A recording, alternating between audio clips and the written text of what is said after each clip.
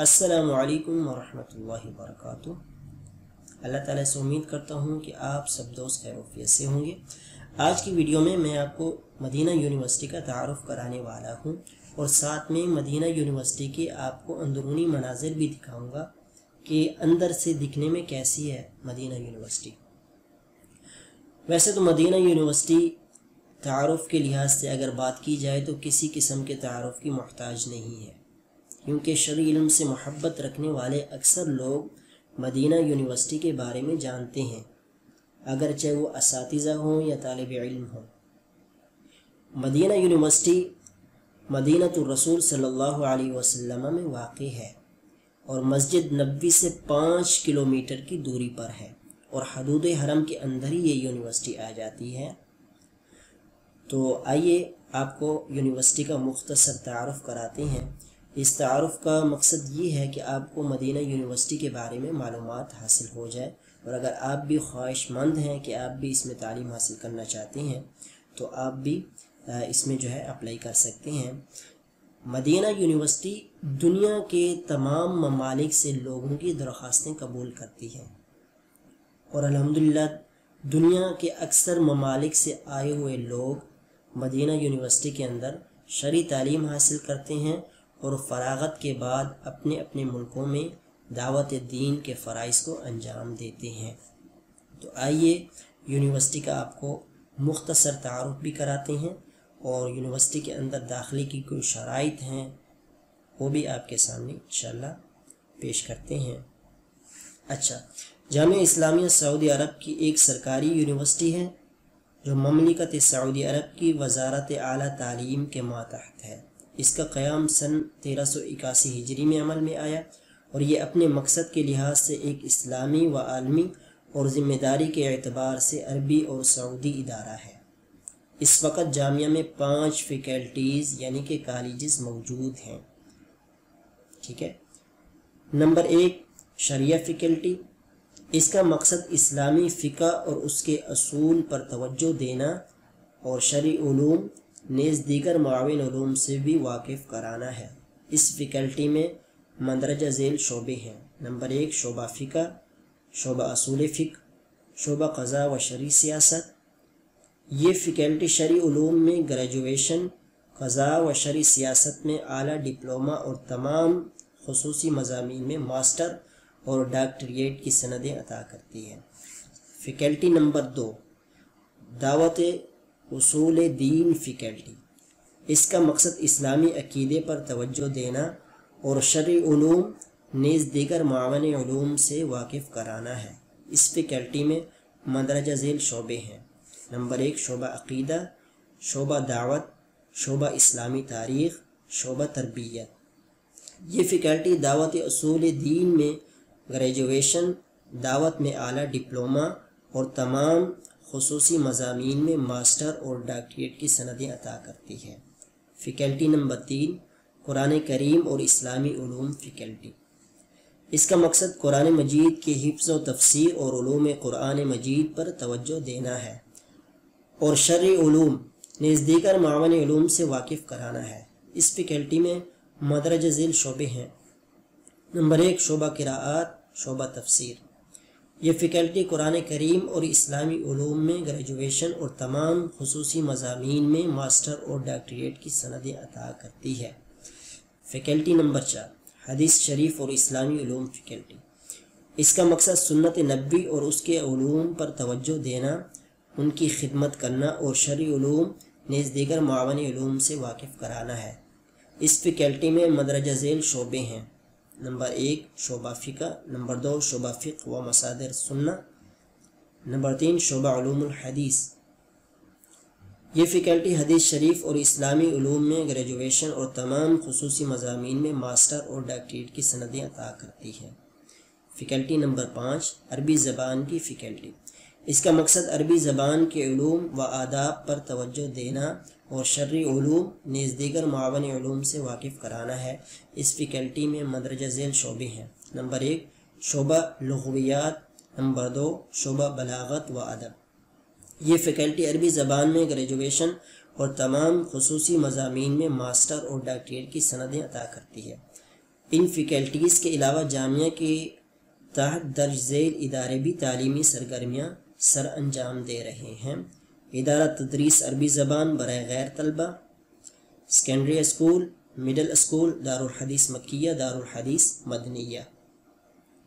یہ تو تھا مختصر مدینہ یونیورسٹی کا تعارف. اب جو وظیفہ یاب طالب علم ہیں، طلبہ ہیں، اسکالرشپ والے اسٹوڈنٹ، ان کو مدینہ یونیورسٹی کیا کیا سہولیات دیتی ہیں اس کی طرف آتے ہیں. ٹھیک ہے. نمبر 1، متعین قواعد کے مطابق طالب علم کے داخلے کے وقت اور ہر تعلیمی سال کے آخر میں سفر کے ٹکٹ کا انتظام کرنا. نمبر 2، ماہانہ وظیفہ دینا جو کہ 840 ریال ہے.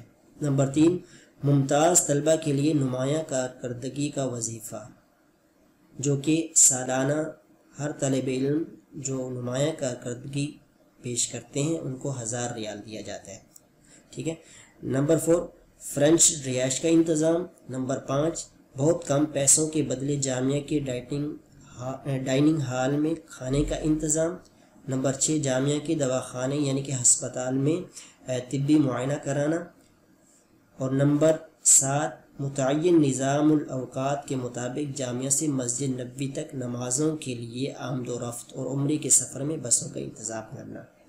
یہ بسیں عصر کے بعد جامعہ سے نکلتی ہیں اور مغرب اور عشاء کی نماز طالب علم مسجد نبوی میں ادا کرتے ہیں اور عشاء کی نماز کے فوری بعد طالب علم ان بسوں پر پھر سے جامعہ واپس آ جاتے ہیں.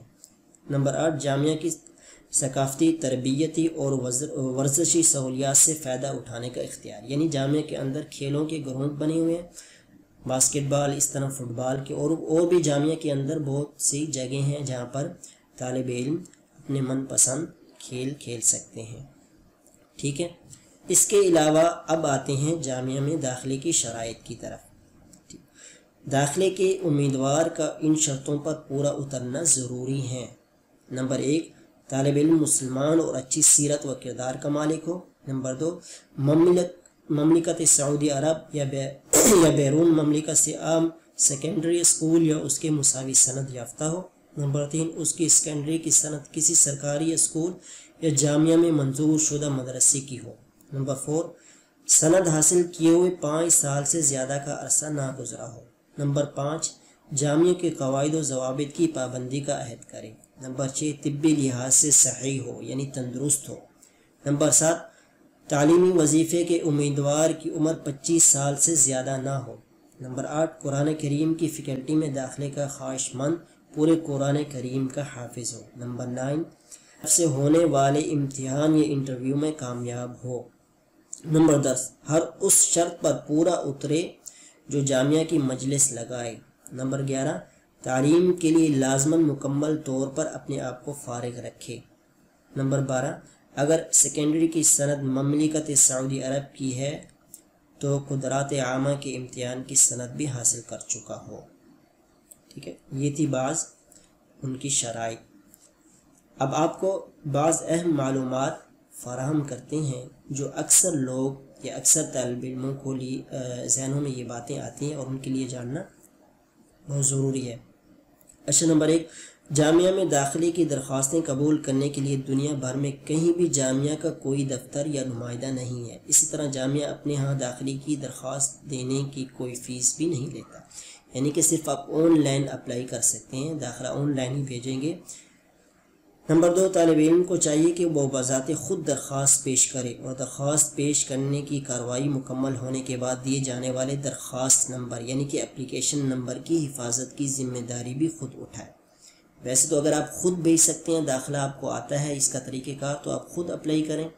اگر آپ کو یہ طریقہ کار نہیں آتا، کمپیوٹر چلانا آپ کو نہیں آتا، ٹھیک ہے، تو پھر آپ کسی دوست کو ساتھ بیٹھا کر بھی یہ عمل کر سکتے ہیں اور ساتھ میں ساری چیزیں ان کو بتاتے جائیں تاکہ اندراج وغیرہ میں آپ کی جو ہے معلومات اندراج کرنے میں کوئی کسی قسم کی کوئی غلطی نہ آئے. اچھا نمبر 3، جامعہ ایک علمی اور ثقافتی ادارہ ہے، اس کا مقصد دعوت دین، اعلیٰ تعلیم، نئی علمی و تحقیقی تالیفات کی تیاری، ان کا ترجمہ، اشاعت اور سلف صالحین کے اسلامی میراث کی دیکھ بھال کرتے ہوئے اسلام کے پیغام کو دوسروں تک پہنچانا ہے۔ نمبر 4، جامعہ میں تعلیم عربی زبان میں ہوتی ہے۔ جامعہ میں داخلے کی صرف درخواست پیش کرنے سے طالب علم کے داخلے کے بارے میں جامعہ کی کوئی ذمہ داری نہیں ہوگی جب تک کہ طالب علم کو داخلے کی حتمی اطلاع نہ دی جائے، یعنی کہ اپلائی کرتے ہی آپ کا داخلہ نہیں ہو جائے گا۔ جامعہ آپ کے ڈاکومنٹس کرے گا، اس کے بعد جو ہے اگر آپ کا داخلہ ہو جائے گا تو اسی ویب سائٹ کے اوپر ہی آپ کو معلوم ہو جائے گا۔ جب آپ وہ کوڈ، اپلیکیشن کوڈ انٹر کریں گے تو اس میں آپ کو جو ہے پتہ چل جائے گا کہ آپ کا داخلہ ہوا ہے یا نہیں ہوا۔ جعلی دستاویز پیش کرنے والا سزا کا مستحق ہوگا اور اس کا داخلہ ختم کر دیا جائے گا۔ یعنی کہ اگر آپ جعلی ڈاکومنٹس جو ہے وہ ارسال کرتے ہیں، بعد میں سعودیہ میں جا کر وہ چیک ہوتے ہیں اور وہ جعلی نکلتے ہیں، تو آپ کو سزا بھی ہو سکتی ہے اور آپ کو واپس بھیج دیا جائے گا۔ اچھا، جامعہ کے قوانین کی روح سے طالب علم کے پہنچنے کے بعد ہی جامعہ اس کی تعلیمی سمت متعین کرے گا۔ یعنی کہ جب آپ وہاں پر پہنچ جائیں گے، آپ کی اہلیت کو دیکھ کر آپ کی جو ہے وہ کلاس منتخب کی جائے گی کہ آپ کون سی کلاس میں بیٹھنا آپ کے لیے صحیح ہوگا، یعنی کس کلاس کے آپ اہل ہیں۔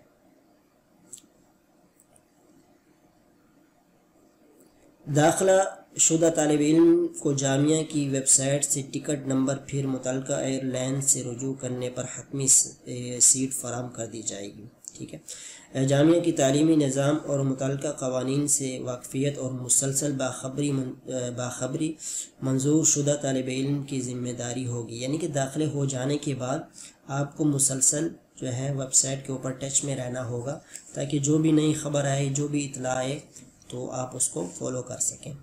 کاغذی اقرار ناموں، وعدوں اور تنبیہات کی طرح طالب علم اپنی الیکٹرانک فائل میں موجود تمام الیکٹرانک اقرار ناموں، وعدوں اور تنبیہات کا بھی پابند ہوگا۔ اس طرح درخواست نمبر کے ذریعے وقفے سے اس الیکٹرانک فائل سے رجوع کرتے رہنا بھی طالب علم کی ذمہ داری ہوگی۔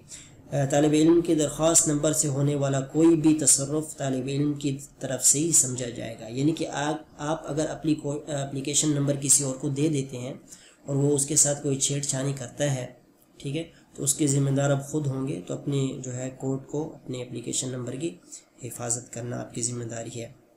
وہ تمام اقرار نامے، وعدے اور شرطیں جن سے طالب علم درخواست بھیجتے وقت موافقت کرتا ہے، وہ عربی زبان میں اس کی فائل میں رکھ دیے جاتے ہیں۔ ٹھیک ہے، یہ تو بعض اہم معلومات تھی جو آپ کو فراہم کرنا لازمی تھے۔ ٹھیک ہے، اب آتے ہیں داخلے کے لیے مطلوبہ کاغذات کی طرف کہ کون کون سے کاغذات آپ کے لیے ضروری ہیں۔ نمبر 1، سیکنڈری کی تعلیمی سند، سیکنڈری کی درجات یعنی کہ مارک شیٹ، حسن سیرت و کردار کی سند، پیدائش کی سند، پاسپورٹ، شناختی کارڈ۔ یہ جو ڈاکومنٹس ہیں یہ آپ کے لیے ضروری ہیں۔ اسی طرح نمبر 7 پر ہے 6x4 سائز کی ایک صاف اور تازہ فوٹو۔ ٹھیک ہے، پاسپورٹ سائز کی آپ کے پاس ایک فوٹو ہونی چاہیے۔ فوٹو لازماً کھلے سر، بغیر چشمے اور سفید پس منظر کے ساتھ ہو۔ ٹھیک ہے، نمبر 9 پر اگلے لنک پر دیے گئے نمونے کے مطابق کسی قابل اعتماد طبی مرکز سے دی گئی تازہ طبی رپورٹ جو اعضاء اور حواس کی صحیح سالم ہونے اور متعدی بیماریوں میں مبتلا نہ ہونے کی وضاحت کرے۔ ٹھیک ہے، تو یہ بھی ان کی شروط میں سے ایک شرط ہے کہ آپ جب داخلہ ارسال کریں گے، اپنے ڈاکومنٹس ارسال کریں گے، تو آپ کے پاس ایک طبی معائنے کی رپورٹ بھی ہو۔ کسی بھی MBBS ڈاکٹر سے آپ یہ طبی معائنہ کرا سکتے ہیں کہ آپ بالکل تندرست ہیں، آپ کے اندر کوئی متعدی بیماری نہیں ہے۔ یہ بھی آپ کو ساتھ میں منسلک کر کے ارسال کرنی ہوگی۔ جس ملک میں طالب علم رہ رہا ہو اس کے کسی اسلامی ادارے یا جامعہ کی جانی پہچانی 2 اسلامی شخصیات کی طرف سے دیے ہوئے تعارفی خط جن میں طالب علم کے حالات یعنی کہ نمازوں کے اہتمام اور اسلامی آداب کی پابندی کا بیان ہو۔ کسی بھی آپ ادارے سے یا کسی بھی 2 یعنی کہ علماء سے آپ تزکیہ لے سکتے ہیں جو آپ کے کردار کے بارے میں اس میں بیان کریں۔ نمبر 11، جو پیدائشی مسلمان نہ ہو اس کے لیے اسلام میں داخل ہونے کی سند۔ کاغذات کی فوٹوز منسلک کیے بغیر درخواست بھیجنا ممکن نہیں ہے۔ درخواست مکمل ہو جانے اور اس کا نمبر مل جانے کے بعد اس میں تبدیلی ناممکن ہے، لیکن بعض دفعہ تبدیلی ہو بھی جاتی ہے۔ یہ یاد رکھیں کہ جتنے بھی آپ سے ڈاکومنٹس مانگے جا رہے ہیں یہ آپ نے اسکین کر کے ساتھ میں ارسال کرنے ہوں گے، ان کے بغیر آپ کا داخلہ ممکن نہیں ہوگا، ٹھیک ہے۔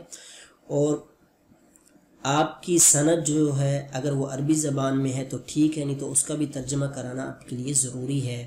اس طرح آپ کے شناختی کارڈ کا بھی عربی زبان میں ترجمہ کرانا ضروری ہے۔ اس طرح آپ کے جو برتھ سرٹیفکیٹ ہے، پیدائش کی جو سرٹیفکیٹ ہے، اس کا بھی آپ کو ترجمہ کرانا پڑے گا۔ پاسپورٹ کا نہیں بھی کراتے تو کوئی مسئلہ نہیں ہے، لیکن باقی جو ڈاکومنٹس ہیں اگر وہ عربی کے اندر نہیں ہے تو ان کا ترجمہ کرانا آپ کے لیے ضروری ہے، ٹھیک ہے۔ تو یہ تھی ان کی شرائط جو میں نے آپ کے سامنے رکھ دی ہیں۔ باقی الحمدللہ اگر آپ داخلہ بھیجنا چاہتے ہیں تو سال میں ایک ہی بار آپ اپلائی کر سکتے ہیں، ٹھیک ہے۔ اگر آپ سال میں ایک بار سے زیادہ اپلائی کرتے ہیں تو آپ کی دونوں درخواستیں جو ہیں وہ ریجیکٹ ہو جاتی ہیں۔ اور اگر آپ صحیح معنوں میں اور اچھے طریقے سے داخلہ بھیجنا چاہتے ہیں تو میں نے اس کے اوپر ایک ویڈیو بنا کر رکھی ہے، نیچے ڈسکرپشن میں اس کا لنک دے دوں گا، تو آپ وہ ویڈیو مکمل دیکھیں، اس کو فالو کریں، تو انشاءاللہ جو آپ درخواست بھیجیں گے کسی قسم کی اس میں کوئی غلطی نہیں آئے گی۔ باقی جتنے بھی ڈاکومنٹس یہ ضروری ہیں آپ یہ پہلے کمپلیٹ کریں، اس کے بعد آپ بیٹھیں اور انشاءاللہ اس ویڈیو کو دیکھتے ہوئے ساری چیزیں فالو کریں اور اپنا داخلہ بھیج سکتے ہیں۔ میں خود بھی اسلامی یونیورسٹی آف مدینہ کا اسٹوڈنٹ ہوں اور اللہ تعالیٰ سے دعا بھی کرتا ہوں کہ جتنے بھی اسٹوڈنٹس یہ چاہتے ہیں اور ان کی خواہش ہے کہ وہ مدینہ یونیورسٹی میں تعلیم حاصل کریں تو اللہ تعالیٰ ان کی یہ دعائیں قبول کریں، اللہ تعالیٰ ان کو مدینہ یونیورسٹی میں قبول فرمائے۔ تو مجھے اجازت دیجیے، انشاءاللہ ایک اور اچھی ویڈیو کے ساتھ پھر آپ کی خدمت میں حاضر ہوں گا۔ والسلام علیکم ورحمۃ اللہ وبرکاتہ۔